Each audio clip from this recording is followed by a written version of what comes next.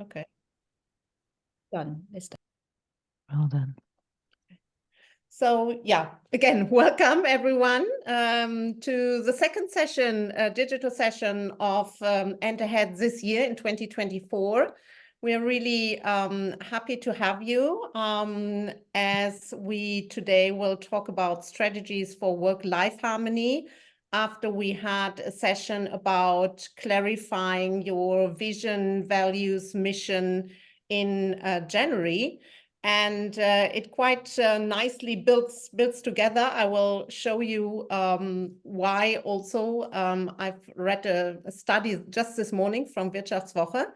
But first of all, a brief introduction to And Ahead. And Ahead is a platform, a digital and human platform for to support individuals on their back to work journey or on their career transition, because we believe everyone should, be supported by achieving their potential and reaching their potential independent of the life stage they are in.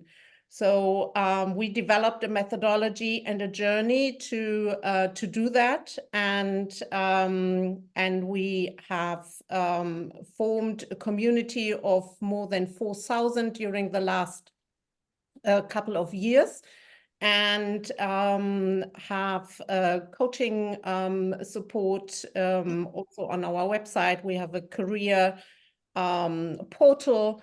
We have this methodology to the 10-step guide and the 3 C's let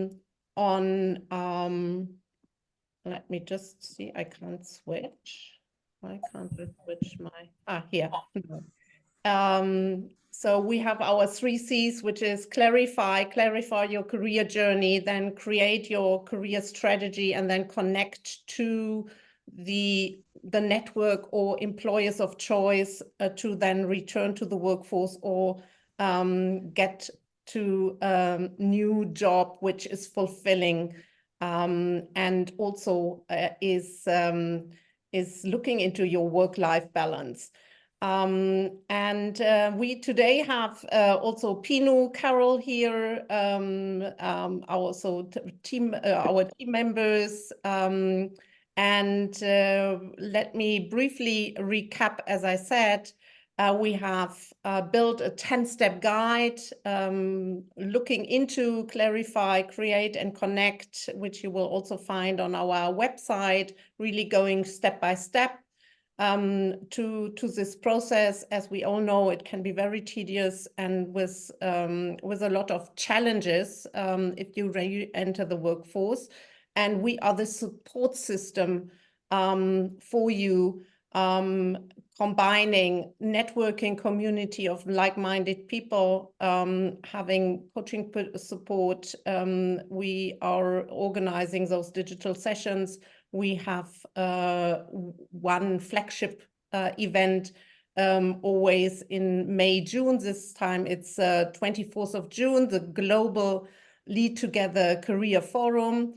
And then we are going to have more sessions during the year. We also have job opportunities, which you can have a look at our career portal. So before I introduce also our 2 speakers and facilitators of today's workshop, I would like, I've spotted this morning an interesting study from published by Wirtschaftswoche exactly about the topic, because we had, in January, we were looking at clarifying your vision, your mission, but also your values and what you care about.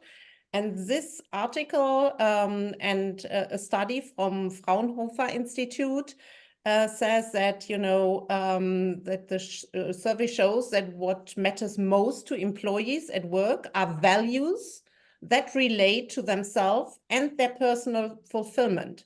I thought that is really interesting, and it distinguishes different, aspects, what is important to an employee. And also it divides then the gender-specific component of it. So everyone who wants to have a deeper look into that study, look at Wirtschaftswoche. It's from just yesterday. I put in the source here. Just thought it's interesting to share, and it bridges well to our topic today about work-life balance and how important it is, and how we feel if, you know, our values are kind of mirrored in also in with an employer and the culture of an employer. Okay, so now we today have the pleasure to introduce to you two fabulous, strong women who are passionate about this topic, work-life balance, either because they experienced it themselves and found ways and tools and strategies to overcome it. Some of also they have, you know, with their current employer, they also, you know, have that experience. And we have from Singapore today Echo Han, who is a business director and learning facilitator at Hyper Island. She has she traveled the world also following her husband's, I think, professional career, worked in different countries, knows how to, you know, manage family and work, and will share with us how which tools she uses, she suggests, and what helped her, and also will share with us tools and strategies to do so. And then we also have Claire Kempson, who is a trainer and coach, coming in today, and with a long also career in HR management, talent management, as a diversity manager, and also very passionate about learning, as also raised a child on her own at the same time, and can also share what that means, and what to take care of during, you know, those different life stages one is in. And I would say the floor and stage is yours, Echo and Claire. We are very happy to have you today. Great, thank you. Claire, let me share the slides, and I think you start. I'll go first then. Yeah, hi, everybody. Welcome to the session. Let me figure. Actually, that's a nice view, because now I can see a few people before I couldn't. Lovely. There you go. Thank you. So I don't know how many other people's kitchens look this tidy. Mine certainly doesn't. I wouldn't have room for us all to sit and work in it. So yes, very important topic of work-life harmony. And not sure if I can click on, if I have to ask you to please echo. And I think, you know, we're going to offer you two slightly different approaches to this. But first of all, a few definitions we'll start off with. So, you know, a lot of people still talk about work-life balance, you know, and I think when we were in the office, that was really easy. You worked whatever, 9 till 5, possibly longer, in the office, and then you raced home to have dinner with your family, play with your children before you went to bed. And there was a very clear divide between work and life. Then we had the pandemic and lots of other sort of influences, and we started talking about work-life integration. And quite often it was like, I'll do this for 15 minutes, then I'll do that for half an hour, then I'll do a bit of this work or a bit of family work. And it became honestly a little bit stressful. I don't know about you guys, but certainly for me, it became quite stressful what I was going to fit into my day and how I was going to make things happen. And a number of people had burnouts, and more often nowadays we hear about this work-life harmony, which is more seamless. It's about saying, how do you integrate and balance all parts of your life so that they all work well together? So you don't rush around feeling like you're on a hamster wheel and never really succeeding at anything or being good enough at anything. So it's less about managing your time, more about managing your energy and your focus and where you want to prioritize at any one time. And it may be different days of the week, so you have different focuses. It may be different months or years. And it's really up to you to have that greater flexibility. And ideally, it's about, finding what brings you your passion. You've had a session before talking about your values. So what are your values? What things are really important to you? What are you passionate about? I'm doing this because learning and development is a passion job, and helping people into employment and finding the careers they like is a passion project for me. So you can always find energy and time for the things that you love. And how do you find that within your daily sort of setup within your practice is what we want to talk about a bit in this session. And if we go into the next slide, I've mentioned already that the pandemic has kind of messed things up a bit for us.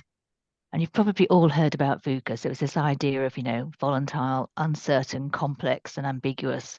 And that model has been around for a long time. Then we kind of moved on to the VUCA world in a more digital context where we've got digitization, diversity, and a real disruptive world around us. It just started pre-pandemic and continued onwards. And now you're probably hearing about this banny world where kind of everything is up in the world, up in the air. Nobody's able to make sense of anything. We don't know what's coming around the corner. Things are very chaotic. A lot of the old rules don't really apply anymore. We're kind of feeling our way through it. There's a little bit of this sort of hydro digital approach, what's going to work? I don't know. I'm going to try it out. I'm going to be agile. I'm going to be flexible, but I don't really know what I'm doing. And the sense that at any time, anything could change. But against that context, it's, how do we find what's important to us and how do we balance our work? How do we integrate our work? And how do we find this harmony so we've got work and life happening side by side? And it's not an easy journey. And I don't know about you, but for me, it was very much trial and error about how do I make sure I can get everything done in a way that makes me feel satisfied and a way that keeps all my stakeholders happy, whether it's my partner, my child, my boss, my colleagues, my friends, my family, and kind of, just being very flexible about, I've tried this, it's not working for one member of that. Who's it working for best? Who isn't it working for best? Where am I in all of this? So thank you, Echo. That was brilliant. I was just about to say, and now I can pass over to Echo to explain I accidentally clicked on it. But, beautiful model. Okay, thank you very much for that. Really nice setup, and it leads well into what I want to talk about next. So first, a little bit of introduction about me. I'm Echo. Britta said a little bit about me that I'm based in Singapore. And I also work at a university here, that's a Swedish university that's based out of both Sweden and here. And at the university, we talk a lot about the VUCA world and how everything is sort of complex in this world at the moment. And especially when it comes to finding a balance, it's more about experimenting and about problem solving. So I want to offer a couple of frameworks for us to think about how we would tackle problems in our very complex lives. And before we start with that, I want to ask you a question. So just share in the chat. So as a quick check-in, share with us in the chat, what are the challenges that you are now facing to balance work and life? So think of a challenge or two that you are now having to deal with in order to balance your work and life. I'm guessing that's why you're here, because there are challenges and difficulties that that you're navigating or you're finding your way through.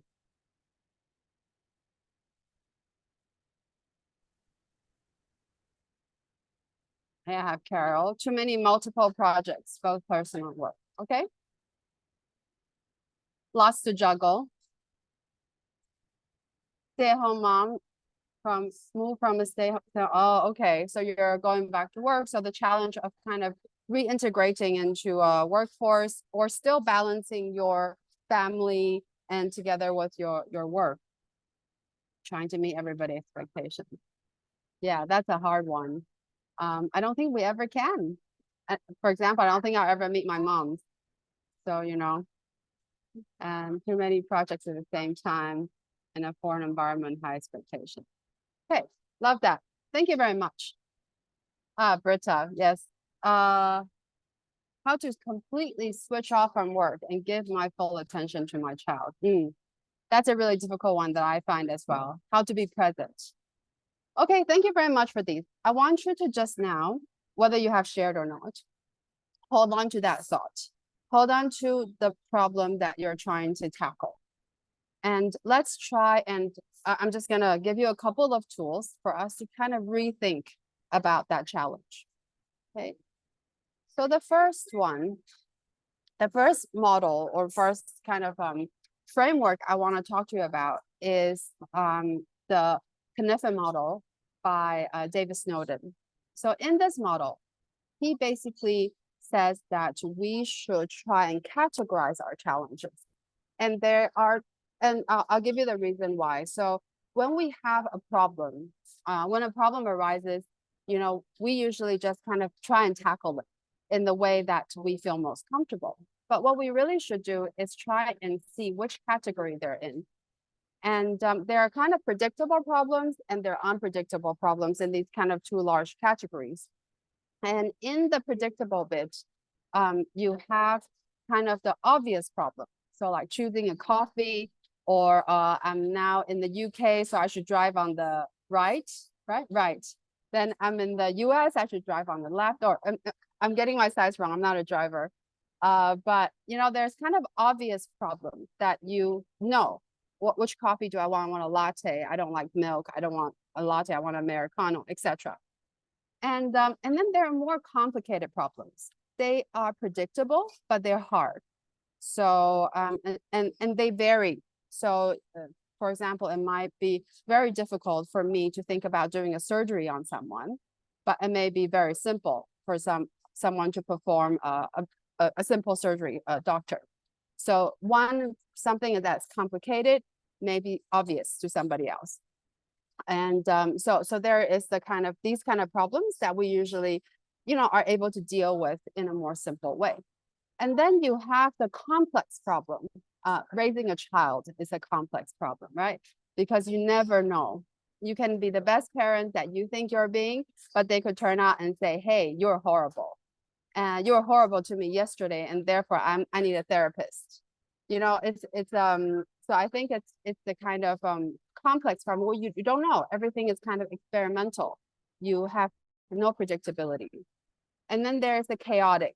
So parachuting into a forest fire. So there, and we have in all of this, in the middle, we have a space called confusion. It's where we often come with a problem and we don't know where it is. And this is actually the space that most of us are in when we are presented with a problem. If we kind of say, okay, let's dissect that problem and let's put some of them into obvious, put some of them into complicated, and the rest are in complex. So let's be experimental about it. And the model also tells us that we have different systems in our head that we use to deal with, that are good for dealing with different problems. So when it comes to a obvious problem, you sense, you categorize, you respond. So I sense I am now, I don't feel like having milk. So I'm gonna have an Americano. It's already 5 o'clock, so I'm gonna have a decaf. And I categorize and I respond and I order. Okay, and then you have a complicated, whereas, okay, you sense, you analyze what are the situation, what is the wind, what is, you know, and then you respond, flying an airplane, for example. And then you have the chaotic, so you act first. You're in a forest fire, you're in a crisis, you act the best that you can, and then you sense and then you respond. So a good example for myself would be when a kid falls, you pick them up, right? And then you're like, okay, I sense how hurt is he, and then I respond to that. And then a complex one is where most of our problems are in nowadays, is that you need to probe and sense and respond. So we first kind of poke at the problem and say, okay, what are the kind of things that we can try out? And then you sense how people feel about it, and then you respond to it. So then it's not as straightforward as the other three in a way. But in a lot of the time, we kind of default to either complicated or obvious or chaotic when we respond to a complex problem. And I'll be honest that I do that a lot. So I would say, okay, I think we should in a meeting say, should our team be more centralized or decentralized? Should we now kind of move online? Let me just make a call. I'm going to make a call and say, let's do that. So I'm using, and I have a reason for that. So I'm treating a complex problem as an obvious problem. So what I should do is I should say that, okay, well, I see the pros and cons, and let's kind of sense how people feel about it, and then let's make a decision. So so these are the kind of the examples that we have. And okay, so that was the first model that I wanted to introduce to you. And that model helps us first categorize problems. So I think all of the problems that you have shared are complex problems. And actually, when it comes to work life, a lot of these problems are a particular kind of complex problem. And that particular type of complex problem is a polarity. And a polarity is okay, let me try and digest the sentence together, is that it's a unique kind of complexity that appears as a choice. Do I stay at home? Do I continue to stay at home and focus on my children, or do I go back to work? It feels like a choice, but actually it is not a choice. It's a problem to navigate rather than a choice to make. So when it's a choice that you have to continuously make. You say, okay, so actually we need to kind of reframe that problem from a problem to solve, because there's nothing to solve. I need money and I need to give my kids attention. So it's more something that we need to manage. And some examples are change versus stability, short-term versus long-term, and work versus rest. None of them are problems that we can solve, like an obvious problem or a complicated problem. They are just things we have to navigate. And in this framework, we have kind of a pole A and a pole B. So with that complex problem that you have identified earlier, what I want us to do now is maybe to kind of have a quick discussion. Okay, so I feel like, we could digest this a little bit. I'll pop in and out of the breakout rooms together with my co-facilitators. But I'm gonna give you guys maybe 10 minutes in a group of 3 for you to kind of so 3 minutes each to talk about the complex problem that you have identified earlier, and try and see if you could think of it as a polarity to be navigated. So instead of saying it's a choice I have to make, are there pole A and pole B? Is there a yin and yang in your navigation, in kind of your balance? Let me try and stop sharing and see if there's any questions before I put you into your breakout groups. Echo, could we see the questions again? I will put it onto the chat. So Yeah. Let me take a screenshot. Yeah, and if you could give us an example, I think it will be great. A quick one. We'll do that. Thank you. So, okay, so an example would be, the example I will actually also give you later in more specificity is work and rest. So, so let's say I'm not choosing work or rest. I am navigating between work and rest. And I'll give you an example of maybe something that you guys said. So Britta said, making time for family and interests and all these things and being an entrepreneur. It's a very big problem because there are many, many in there. So maybe Britta wants to kind of reframe it and say, okay, is it time that I get to focus on my development, or is it time I get to focus on things that gives me personal joy? So, so just kind of think about your problem and then kind of reframe it in that particular way. Let me see. I haven't been able to. Have I sent it now? I Oh, feel good, like, Echo. I've added it. Thank you. okay, great. Okay. Any questions before I send you guys into breakout rooms of 3? Oh, good. Okay, cool. So I am going to just have a look at the breakout rooms, and I am going to just make sure that the numbers are right. Anna, okay, there we go. All right, see you in 10 minutes.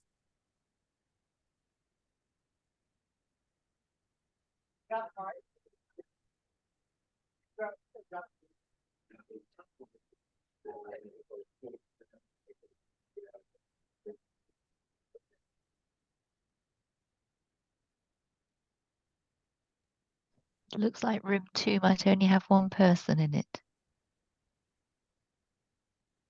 Mina, we should have Mark in it as well. Let me move her to room 1. And then let So me, if you want me to go to someone, no problem. I Or think you, it's okay.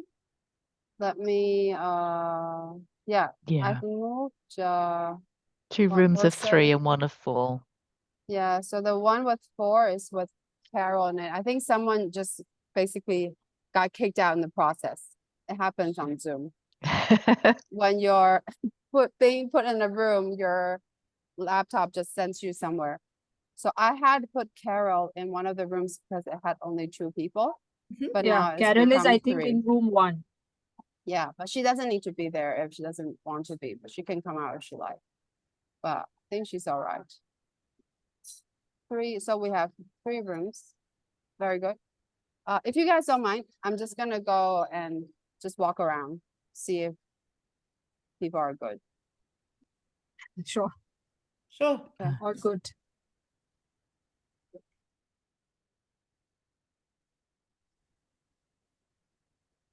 Very good. I think this polarity I like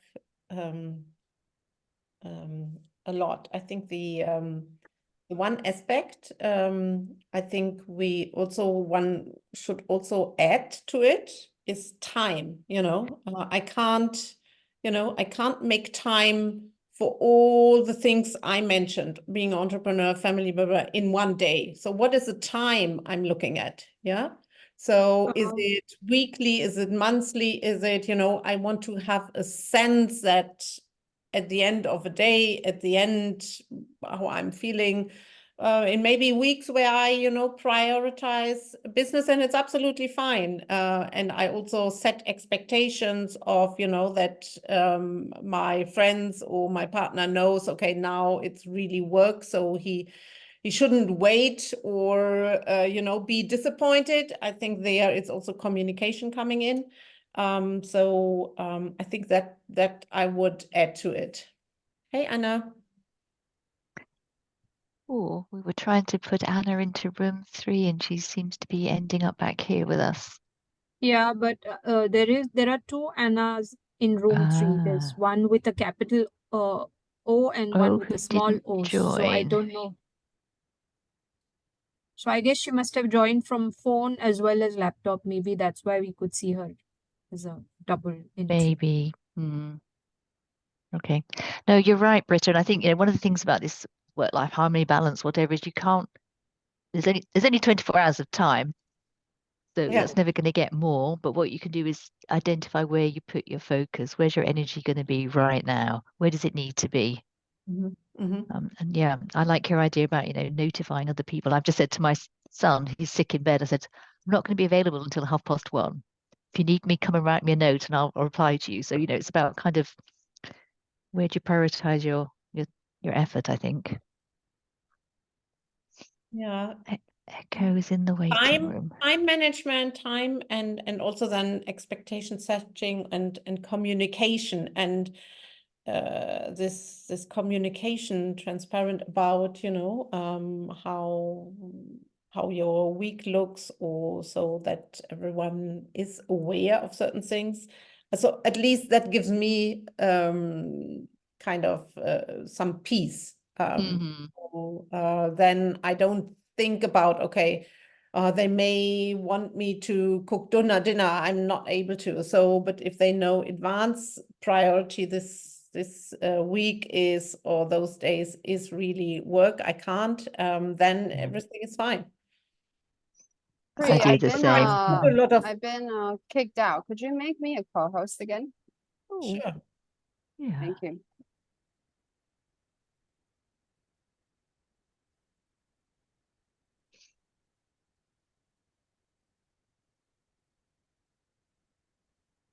Oh, it's happened to other people as well.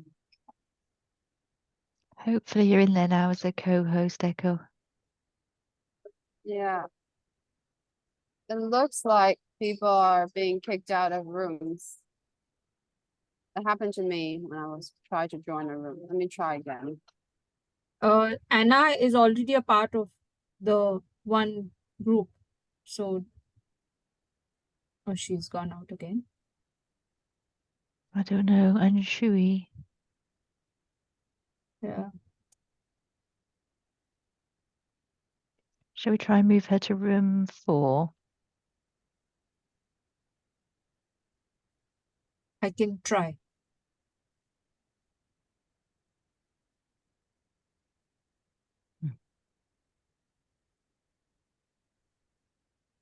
Can't see her on the list. She's logged off. She's gone. We scared her off. Yeah.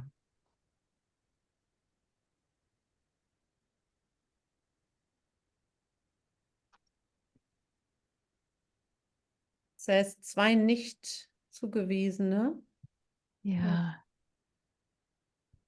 Good.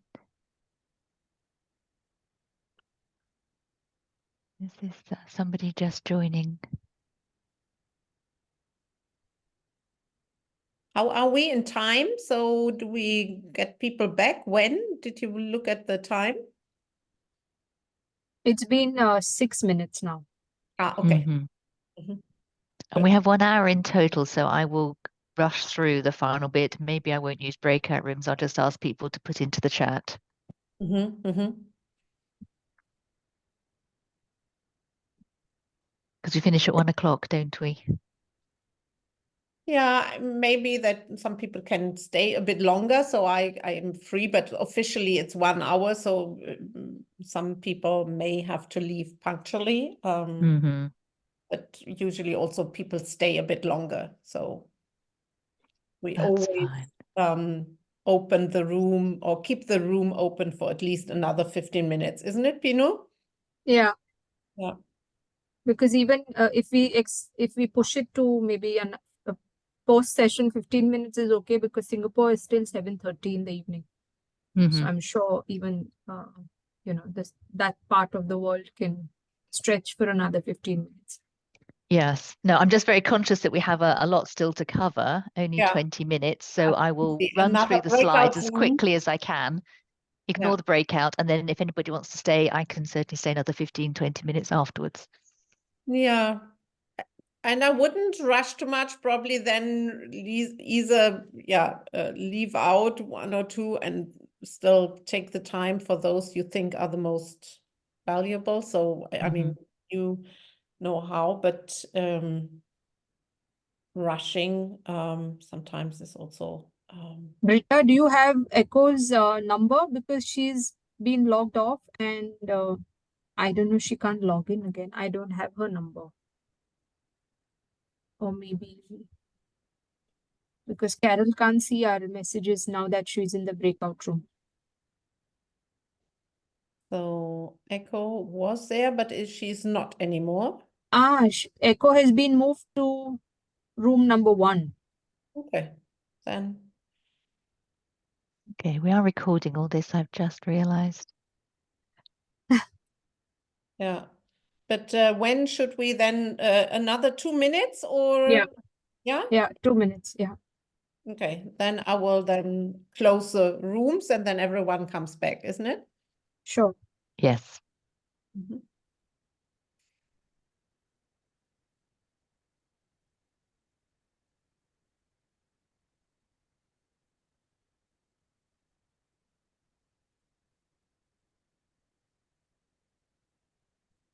Shall we just send them a message saying 2 more minutes? Yeah, I'll just drop them a message. Oh, okay. I was just about to do it. Thank you. No, you can do it. Go ahead. I mean, not an issue. Just, yeah, I would say 1 more minute now.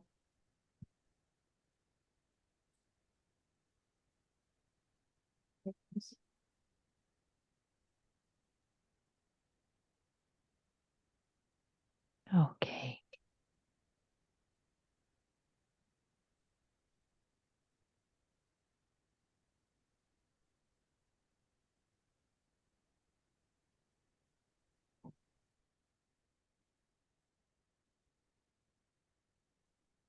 Let's see if we can get everybody back safely into the main room.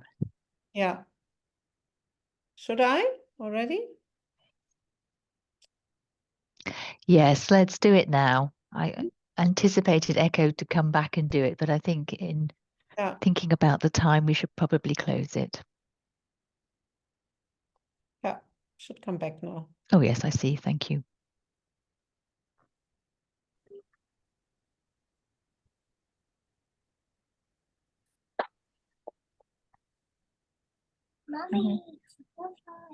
Okay, fine. Hello, hello. I can Hello, hear welcome somebody's got back. their. Welcome back. I hope you've had interesting conversations. I definitely heard a couple of really interesting ones. And I think that, you know, generally the ones that I have heard, you know, it's really about kind of reframing your problem into something that doesn't feel so much like a choice. It was Leah who said it, like being forced into a choice or why am I choosing between my child and my work? You know, kind of thinking of it differently and not presenting it to yourself as a choice, but as something that you're just give and take on a daily basis, on a weekly basis.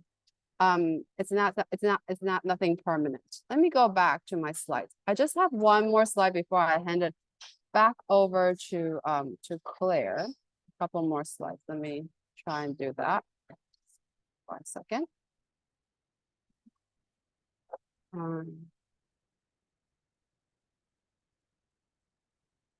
Okay, so when we think about the pole A and pole B that we talked about, right? So for example, I think we said, you know, professional development and taking care of my family. And on both, there are upsides and downsides. So they are when we focus on A, which is, for example, a personal development, our professional development, the upsides, we make more money, we kind of are able to have a better kind of self fulfillment when it comes to work. I kind of, you know, enjoy this this feeling of being overachieving or whatever it is. There are also, of course, downsides. You know, it comes with stress. It comes with you know, sacrificing of sleep or whatever it is. And then when it comes to family, there are also upsides. You know, there are upsides like you know, I get to have happy, healthy kids. And then there are downsides that are things like I have you know, I don't feel myself very present with them because I don't tend to have this kind of time with them when I'm thinking about making money. So these are kind of just a way for us to think about, you know, on both ends, that there are upsides and downsides. And the way is that there's an ebbs and flow for us to kind of manage it. So this is another example of work and rest. So it's a constant kind of ebb and flow that we keep going through. When you have a very stimulated, when you have the upside of work is that you feel stimulated and challenged. And the downside of working too much is that you're tense and you're overwhelmed. And when you rest, you kind of feel relaxed and rejuvenated. But when you rest too much, you're also kind of bored. So what we want to do is that we want to try and stay on the upside. So while we try and kind of do activities that help us stay on the upside, we watch for warning signs on the downside. So whenever I feel tense or overwhelmed, I need to remember that I need to move to the right, where I need to kind of balance that off with a bit more rest. And similarly, when I feel bored or behind, I need to kind of find more challenging work and stimulate myself. So it's a navigation that happens, often. And in here, reflection is very important, and sort of keeping yourself in check and making sure that you're always thinking about the upsides and not feeling too guilty about the downsides. So with that, I am going to hand over to Claire. I will keep my slides on so I can keep showing it. And Claire has a different take on this and very concrete advice on how you can stay on the upside. Exactly, thanks. If we go to the next slide, just to quickly remind you about the sort of the definition, it's really, we can't manage time. We only have 24 hours of time in any one day. It's never going to get more than that. So what we have to do is manage where we put our energy, where we put our focus. And so a lot of this is about knowing your ikigai and being in the flow. Where do you feel comfortable at that particular time? If you're constantly stressing about something else, you're not going to feel comfortable or right doing something different. And for you, you have to make that priority. You have to make that decision. It is a choice, but it's this ebb and flow that Echo is talking about, because, at one point you might make a decision to focus on one area, and at another point you might make a decision to focus on a different area. But what's always really important is to have that rest, to have that downtime, because that's when we re-energize our brains and our bodies. We all know the importance of sleep and exercise and so on. So if we go to the next slide, it's just purely to very quickly show you the ikigai. I'm assuming most of you will know this, but it's about identifying, what you love doing, what the world needs and will pay you for, and what you're good at, and then finding that sweet spot in the middle. And if you can find that, then that's, where you will feel most comfortable, and putting your energy there will typically reflect more on your values too. And you can use this for your career development. You can use this for how you plan your life. It's a really nice little tool. The next slide is showing you kind of some of the areas that fit into our work-life harmony. I've got here career, obviously that's a big one for us. Health, grab that oxygen mask, look after yourself first before you can look after others kind of idea. Enjoyment, obviously we need to have fun in our lives. It'd be terribly boring if all we did was really deeply serious stuff. The next one I've got here is sort of spiritual development and community, by which, sorry, can we go back a slide, by which I don't just mean sort of religious, but spiritual is about kind of self-actualization as well. What does our soul good? Finances, Echo has said, we have to earn money to live and to do all these other fun and exciting things in our lives. As women particularly, we have to plan for our retirement. We live a lot longer than the men, and therefore we need to have a lot more money in the pot, and to plan that very carefully. And also relationships. One of the biggest things we can do for our own resilience is to have good relationships, but also to think about the relationships which bring us good energy, and really sort of focus on those. I'd like to actually ask you, what have we missed off this model? Would you just pop into the chat anything that is important for you to have in your work-life harmony? Fun, yes, and enjoyment. I totally agree with that one. It's if we're not having fun, there's really no point, is there? Sports, yes. For me, sports fits in under health. It's, looking after yourself, being good, having exercise, eating well, sleeping well. Change. Yes, change is about kind of, getting our brains going again, isn't it? It's getting the adrenaline flowing. Financial stability, finances, learning.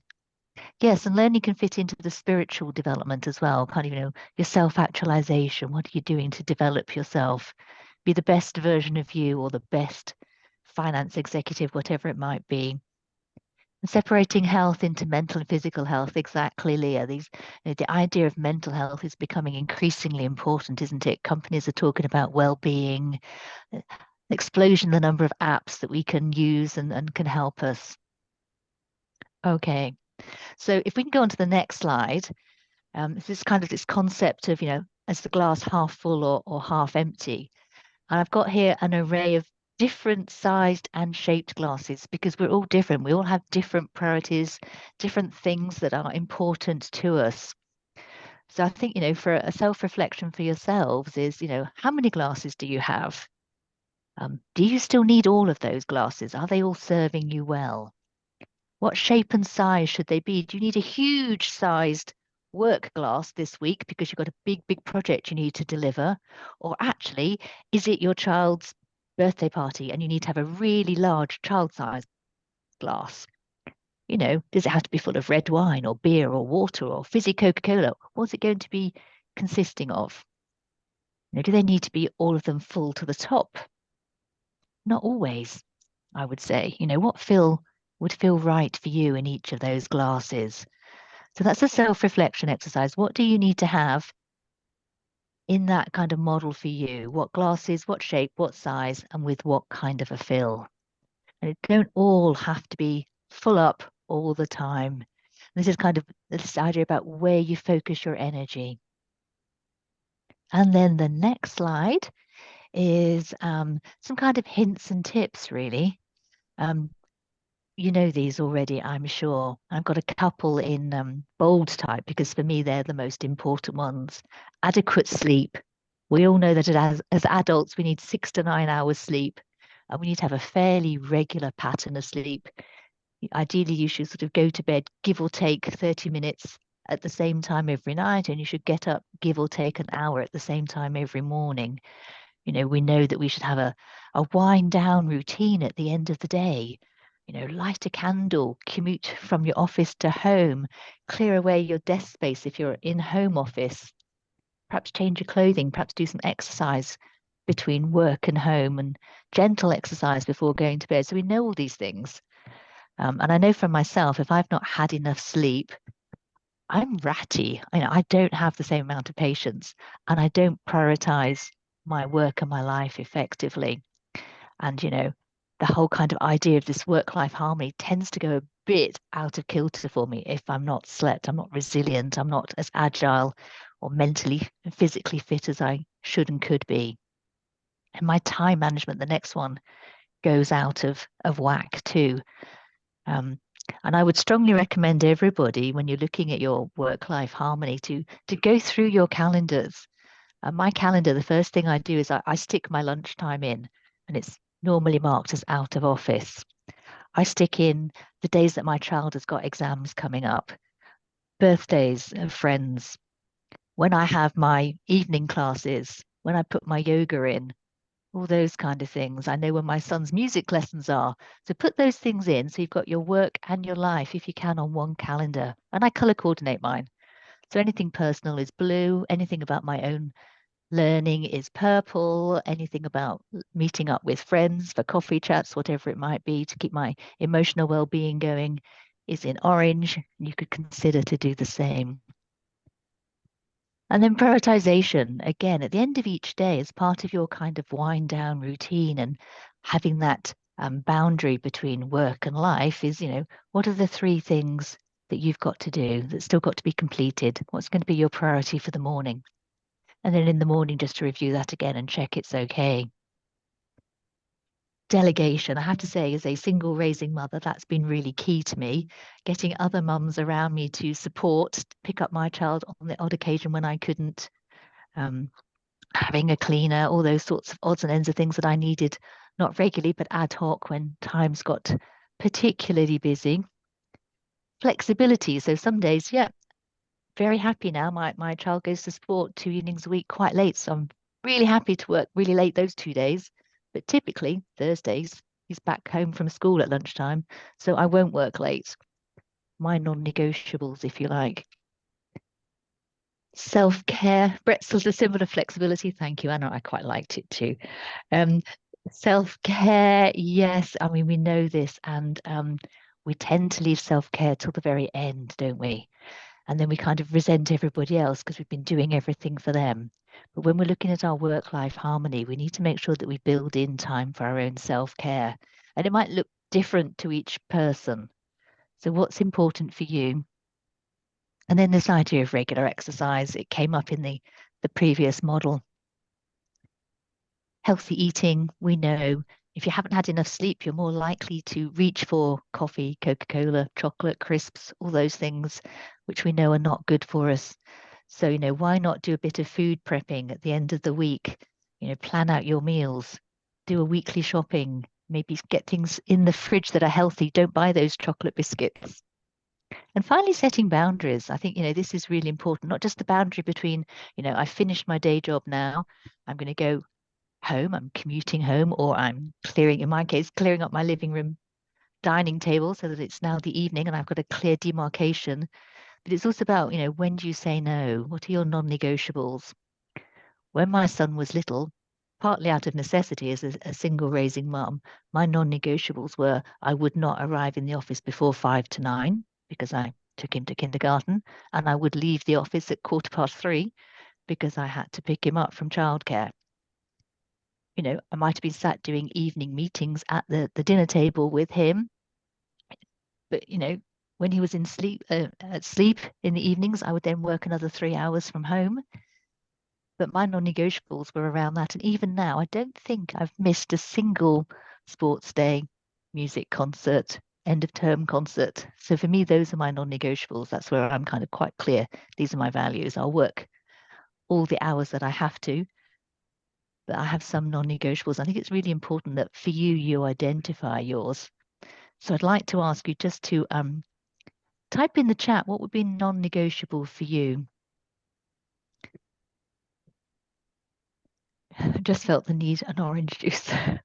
Thank you, Lilia. Self-care and self-love. So many people leave it out, don't they? And it's so important. If we can't value ourselves, how can we expect others to value us? What else have we got? Meditation and mindfulness practices. Mark, yes, they're really useful, aren't they? They help to kind of slow us down. They help us to focus. Again, it's part of our self-care. Really important. Lots of links between medication and mindfulness and productivity too. Saying no to others is difficult. Yeah, particularly if they're your boss. You're having to say, can't do it now, I could do it tomorrow. Or can't deliver it this week, I'll deliver it for you on Monday morning. It's really hard, but I think we have to be true to ourselves. And I have a colleague who is very, very strict on her hours. And for various reasons, she can't be that flexible on it. But people have learned to understand that. They know, and they respect her for being so sort of strong about keeping those boundaries. And she's quite a senior manager. What else do we have in the chat? Having lunch. Yes, we've got to look after ourselves. Having that break in the middle of the day. Health, non-negotiable, health and fitness. Self-care, me time, fitness, long trips. Oh, echo, I like that. Nighttime with the kids. Yes, actually, bedtime for me was also that half an hour, sacrosanct, one of my non-negotiables. Health, sports and good sleep. Yes, I've just started a dance class. Friday nights are now me time. Time for quality experiences with my grown-up children. So do you see how kind of the boundaries are sort of, and the non-negotiables change depending on your life stage? Some of us, it's bedtime with our young children. Sometimes it's quality experiences with our grown-up children. So for each of us, it's going to be different. So it's a very personal thing about, where we set our boundaries, what our non-negotiables are, and it will change. Lovely. If we can just go on to, I think the 2 slides, Echo, if we can just skip the next one. I've got a slide just showing sort of 2 very simple, easy methods of sort of time management, and this has got a build on it. You probably know these already, but the Eisenhower matrix, whether it's something is urgent and important, in which case it should be done first, or whether it's actually urgent but so completely unimportant that you give it to somebody else or leave it till later, you deprioritize it. So I think the Eisenhower matrix is a really useful, simple tool. You do it on a piece of paper or on a spreadsheet and just move things around as necessary. And each day could be different. And the Pomodoro technique is also very nice. Sometimes we sit at our desks for hours and hours and hours, pounding away at a topic. We think, oh, I can't clean the house because it's such a big mess at the moment. But the Pomodoro technique is just you take 25 minutes and you do something. And then you stop and you have a break. And it's amazing how much you can actually achieve when you're focused, when you're putting your energy into something and really being clear about what it is you want to do. That 25 minutes quite often will whiz past and you'll find you've achieved way more than you thought you would. So the final slide then, please. And I'm aware we're coming right up at the time. Yeah, Pomodoro, Italian for tomato, I believe, hence the tomato timer in the picture. Any final thoughts or questions from your sides? And also, would you please kind of share your takeaway in the chat? So, you know, what's your learning? What are you now going to start doing to keep yourself on the upside, keep yourself in positivity? Are you going to say no to something? Are you going to put some time aside for you? What are you going to do to keep yourself on the upside of that ebb and flow? Set boundaries, Priyanka, yes. Boundaries.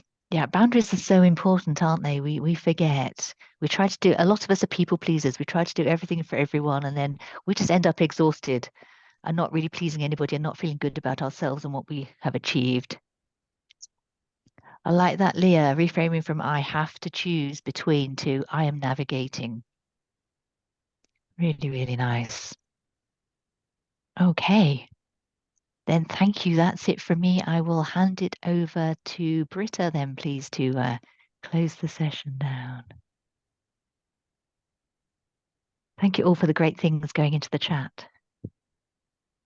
Yeah, thank you for such a great, enlightening session. We learned about so many concepts which were also new to me. So now it's really, for me at least, trying to look at those single ones and see what would work for me, you know, because we are all different. As we stated, but I think we all learned a lot. Can we share the slides? Because I think it would help everyone if we share the slides afterwards with all those concepts. I really love the polarities. You don't have to choose one or the other. You navigate, as you say, Echo. And your slide, Claire, with the glasses, for me is one. You know, how many? Also, what you said. I don't need probably so many glasses, and then I have more to fill in those lesser numbers of glasses. Or then also the overview with all the things one has to look at or can look at if it comes to work-life harmony, from health, spiritual, finance, and prioritize and see where am I and where do I want to be and what do I need to do then? Then focus. Pomodoro can help us, you know. So there are really a lot of concepts and tools today, which then one can help with the other as well. So I think that will be interesting. So we should have another session to deep dive, kind of. So probably we should think about it. So thank you so much, Echo and Claire. That was fabulous. So let me now find my slide. Again, can you see mine? Yeah? Yeah. Okay. So now I have to. So today then we looked into work-life harmony and strategies for that. I think I've never learned so much or learned about new concepts so much. Thanks again. We are going to have also our next session on the 18th of March at 12. It has been at 6, but we put it at 12 in case you put in another hour. It's about designing your career strategy plan. And then in April, we will have creating your personal brand, CV and LinkedIn, and then really put down our Global Lead Together forum and workshop where we are going to have a hybrid session on the 24th of May. It will not be at 12 hours, although it's stated here. It will be 4 hours from 10 to 2. Forum in a hybrid version. We are going to have it for those who are close to Frankfurt at Cosnova, one of our corporate partners. And that's where we bring in everyone who is, looking into a career transition or a career relaunch. We will have employers different employers who are interested in this kind of talent. We are going to have a mentoring lounge. So please look also at our website where we provide more. We have a lot of mentors who will then help you in different industries to answer a few challenges or questions in this mentoring lounge. We will have panel discussions. So, and then we will continue with our 10-step guide during the year with more digital sessions. So keep an eye on LinkedIn or Facebook or Instagram, wherever we always, then remind you, and we will post more then also of our facilitators who are going to run those sessions and will share their expertise. We are also having wonderful job opportunities on our career portal. Have a look and apply if you want to, or reach out. And same is true if you want to dig deeper into more personal, customized challenges or struggles with, or you need some support on, CV, you're creating your CV, preparing for an interview, and it's time bound, then look at our coaching packages. They are all there for you. Yeah, Carol, do you still have something to add here? We have a cat on Claire's desk as well, another joiner of today.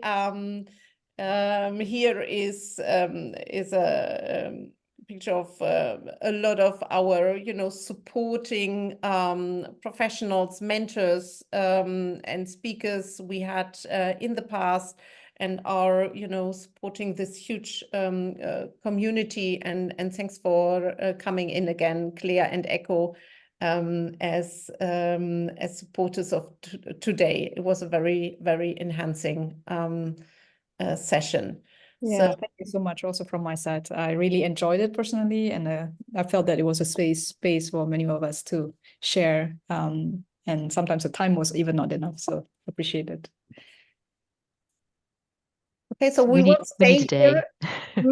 What are you saying? We need a whole day.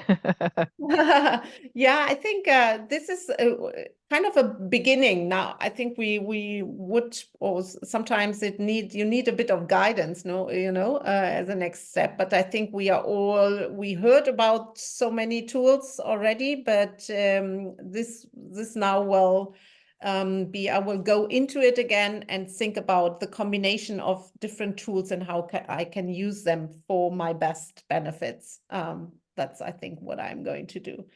So we will keep the room here open for still, I would say, 10 minutes for those who have questions or, want to share something or want to network. So also use all the participants reach out to us or to each other, either on LinkedIn or here, and connect, because that's also a very important part. So you should enhance your network here as well. Okay, and with that, I will kind of close and stay here